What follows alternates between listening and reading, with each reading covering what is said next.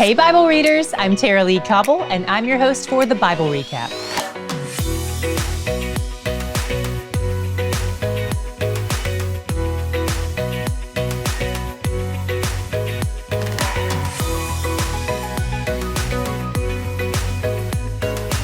Today we finished our 30th book of the Bible. Congratulations! We've got a lot to cover in our Vision Tour wrap-up, in addition to talking about the things I've just told you to put a pin in for the last 2 days. So let's get to it. In chapter 46, we read about the feasts and the festivals.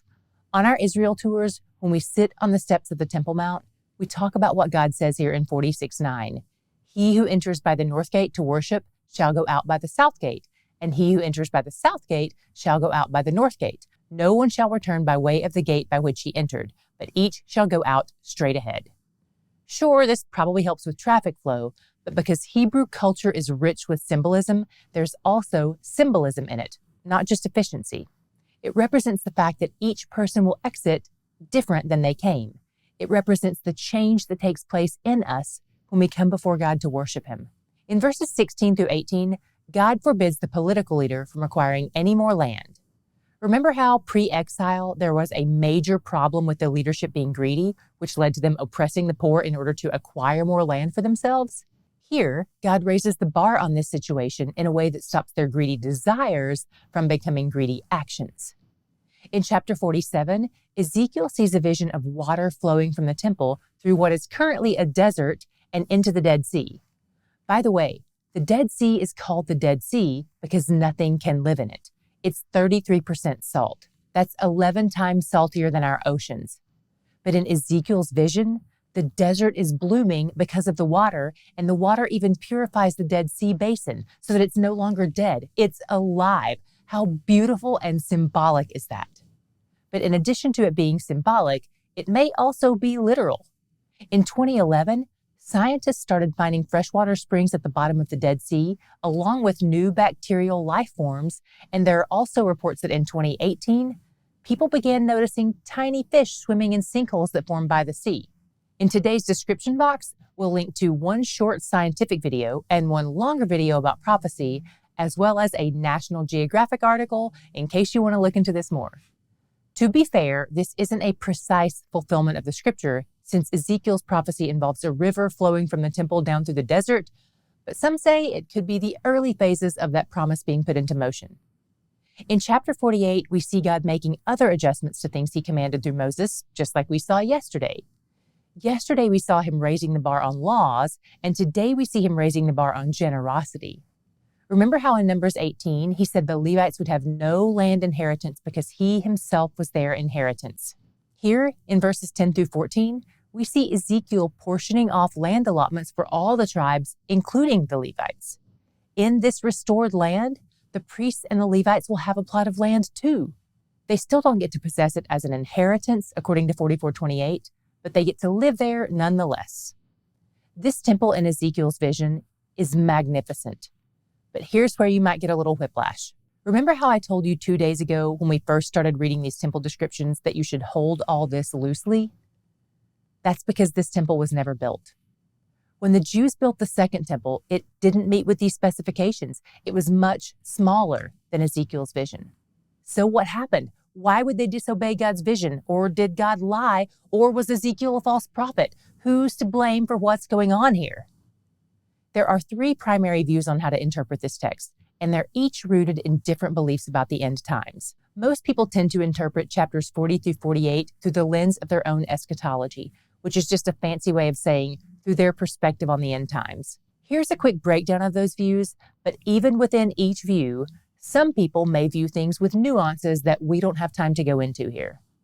View A says this is literal and that God is going to build this temple at some point in the future. He won't let this vision go unfulfilled, so this is what the third temple will look like someday. View A people say God wouldn't describe things in such great detail if He had no intention of this just being a metaphor. View B says this vision is intentionally symbolic and that the exact reason it's described in such great detail is to reveal that. It's harder to see this through Western eyes, but ancient Jews and even many modern ones see imagery when they read words. Everything is about word pictures, and they give special weight to numbers. Every letter of the Hebrew alphabet has an assigned numerical value, and this is really important to their culture. So they knew the meaning that these specific dimensions held, and they believed they weren't given to Ezekiel to be literal. They were intended to convey the superior magnitude and beauty of God's dwelling place with mankind. View B people say that the Jews of that day recognized this in the descriptions, which is why they immediately knew it wasn't a blueprint they were supposed to follow, but a vision of hope for restoration. It also fits with what we talked about yesterday, where God didn't explicitly command them to build this temple vision. And View B people also say that if the ancient Jews had somehow misunderstood and these instructions were to be taken literally, then God would have rebuked them for not following the blueprint when they built the second temple.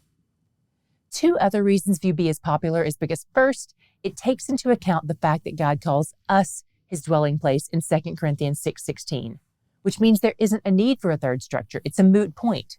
Second, this vision gives details in 40:39 and elsewhere about the sin and the guilt sacrifices. And we definitely don't need sacrifices because Hebrews 10 tells us that Jesus was the final sacrifice. We'll link to one article that gives both perspectives, then we'll include one that goes more in depth on the perspective that this is symbolic. So look for those in the description box. View C, which I haven't forgotten about, is that the text has some prophecies that are literal and some that are symbolic and some that may be both. So if when I was describing options A and B, you were like, I don't know, you might be a View C kind of person. But the articles in the description box are worth checking out for sure.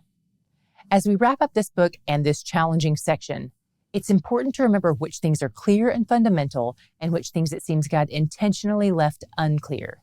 Those are the things we want to hold with an open hand, because Christ-exalting, Spirit-filled people may not always view this text the same way, and that's okay.